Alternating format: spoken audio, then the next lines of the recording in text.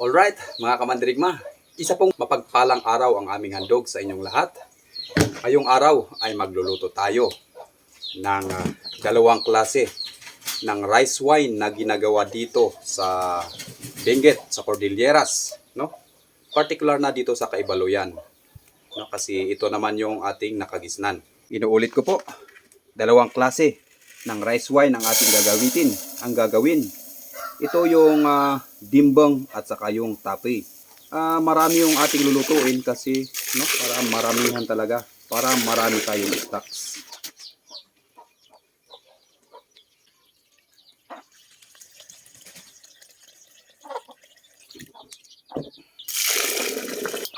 Saka natin ito tutubigan.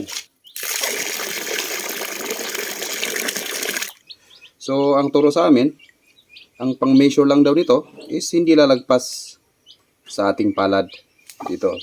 So ito, saktong-sakto na ito. O, di ba? Pwedeng-pwede na yan.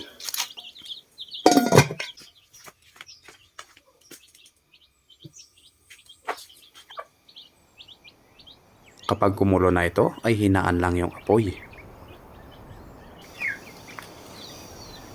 Uy! Pwede na ito. Prepare na rin yung mga dahon na ating gagamitin. No? Yung dahon ng saging ay hindi madaling mapunit. Basta nabilad muna o kaya napainitan muna natin ito. No? Hindi siya madaling mapunit yan. Palamigin na lang natin ng konti bago natin lalagyan ng bubud. Ilatag na dito sa malinis na lagayan. Nang sa ganon ay madali itong lumamig. Medyo marami-rami ito kaya pagtiyagaan talaga natin, palamigin muna. Siguraduhin hindi ito madudumihan habang ito'y pinapalamig. At ayan, pwede na tayo maglagay ng bubud.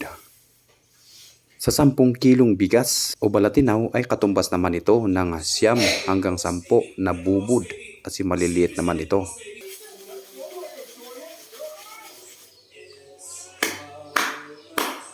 Nahaluan na lahat, kasama na yung pinakailalim. Kaya tatakpan natin ito ng 1 araw bago natin ililipat sa mga banga o burnay. Ang tawag namin sa Ibaloy ay salaw. 1 araw na simula nung ginawa natin yung unang proseso. Kaya ililipat na natin ito sa banga o sa mga lagayan.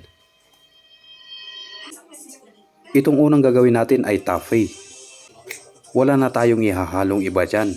Saka na lang natin ito lalagyan ng kunting tubig pag atin na itong i-harvest. At ulitin ko po, yung tapoy po ay bubud, bigas, at mas mainam 1 buwan itong i-ferment bago natin ito i-harvest. Samantala, ang isa namang proseso ay dimbang. Sa improvised container natin ito ilalagay. Ang proseso naman nito, after 5 days ng fermentation, ay saka natin ito bubuksan, titimplahan ng asukal at tubig, saka ito tatakpan at 1 buwan ulit itong i-ferment bago natin pwedeng i-harvest. Ika nga nila, mas matagal, mas masarap ang wine. At hanggang sa muli mga kamandirigma, mabuhay po at ingat po tayong lahat. Alright!